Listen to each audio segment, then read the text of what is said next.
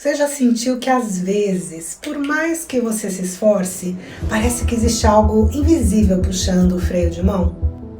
A gente costuma acreditar que os nossos maiores nãos vêm do mundo ou das outras pessoas, mas a verdade é muito mais desconfortável. Antes da vida dizer não, o seu sabotador já te deu 1000 motivos para você nem tentar. E quando eu aprendi a lidar com a voz do meu sabotador, eu parei de lutar contra mim mesma e comecei a voltar para o meu poder. Eu sou a Val Rittes, especialista em processos de desenvolvimento e transformação pessoal, e eu estou aqui para te ajudar a entender os seus sabotadores, como lidar com eles e enxergar o seu poder interno. Mesmo que hoje você se sinta travado, você sinta que a sua vida está travada. E para a gente estar na mesma página, deixa eu te lembrar rapidinho. O que é autossabotagem? É quando você quer muito uma coisa, mas existe uma parte interna que te puxa para o lado contrário. E não é por falta de capacidade, mas porque essa parte acha que está te protegendo. Ela tenta te proteger do erro, da exposição, do julgamento. Só que nessa tentativa, ela te paralisa. Ou seja, você não desiste do sonho porque não é capaz. Você desiste porque uma parte sua morre de medo do que o sonho vai exigir de você. E foi exatamente isso que aconteceu comigo. Eu lembro de uma cena no ônibus em Vancouver. Eu estava voltando do trabalho.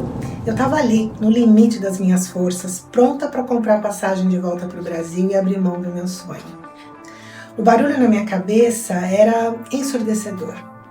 E dizia assim, você está passando vergonha, Val, você não é ninguém aqui, o que você está fazendo aqui longe da sua família e coisas assim.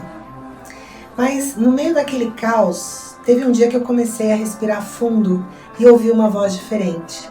Uma voz mais calma, mais lúcida, que me fez despertar para uma verdade.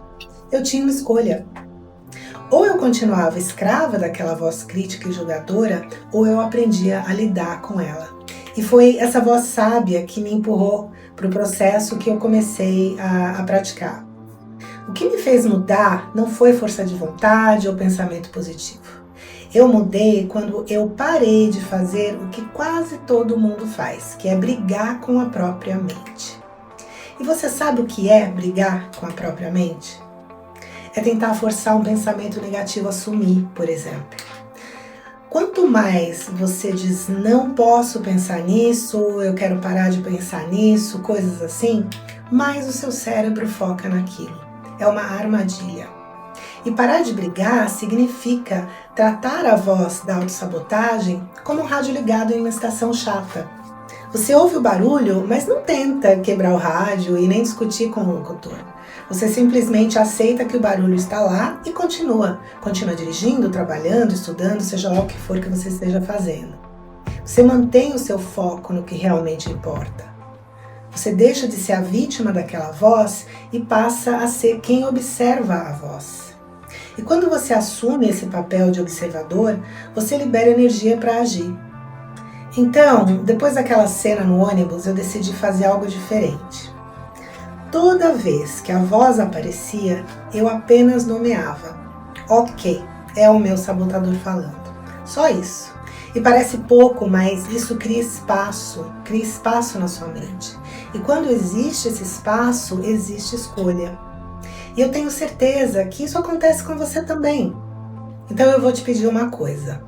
Quando vier uma frase dura na sua cabeça, ao invés de responder, só diga assim, eu estou percebendo a autossabotagem.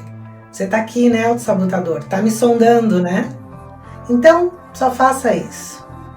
Depois, eu comecei a fazer 2 perguntas. O que é fato e o que é história?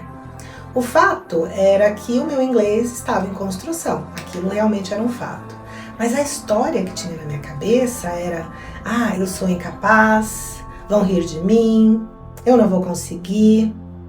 Em outras palavras, o fato é o degrau, a história é o que te faz tropeçar. E foi aqui que eu percebi algo importante. Quando eu baixava o volume do crítico e do julgador, aparecia outro sabotador, muito forte. o perfeccionista. E o perfeccionista adora regras inteligentes. Tipo, só fale se for impecável, se errar vão te julgar. E eu percebi que ele não me ajudava em nada a aprender, ele me ajudava a me esconder. E a gente precisa entender que a perfeição não protege, ela esconde a gente. Se eu esperasse a perfeição para falar, eu nunca teria saído do lugar, eu nunca teria aprendido inglês. E foi esse o ponto de virada para mim. Porque antes errar em inglês me fazia querer desaparecer. Então eu comecei a treinar uma coisa nova. Eu falava errado e ficava na conversa. Eu pedia para repetir e ficava. Eu sentia o desconforto e ficava. E eu mostrei para o meu sistema nervoso na prática que errar não é perigo. É apenas o caminho para o aprendizado. E quando eu comecei a fazer isso, eu parei de tentar performar. Eu comecei a estar presente. Presente na conversa, presente no corpo, presente no agora. E foi aí que eu comecei a aprender de verdade. Não só inglês, tá, gente? Mas uma coisa muito maior. Eu parei de me abandonar. E talvez você precise ouvir isso hoje. Você não sente que está num beco sem saída porque te falta força. É porque existe um padrão interno tentando te proteger, só que do jeito errado. E me responde aqui nos comentários. Qual frase o seu sabotador mais repete? Já passou da hora? Vão te julgar? Que não vale a pena? Escreve aqui. Porque quando a gente coloca isso para fora, a gente começa a tirar o poder dessa voz. E no próximo vídeo eu vou te contar como esse processo de entender e aprender a lidar com os meus sabotadores me sustentou quando a vida me colocou diante de um dos momentos mais difíceis da minha trajetória, que foi atravessar o divórcio, a solidão e a pandemia, sozinha, num outro país, sem me perder de mim. E se você está num momento em que parece que tudo está desmoronando, fica comigo, porque eu quero te ajudar a enxergar o seu poder interno, que talvez esteja escondido atrás da voz do seu sabotador. Eu sou a Val Rittes e se esse vídeo fez sentido para você, deixa um like e me segue para continuar essa história. Muito obrigada e um abraço.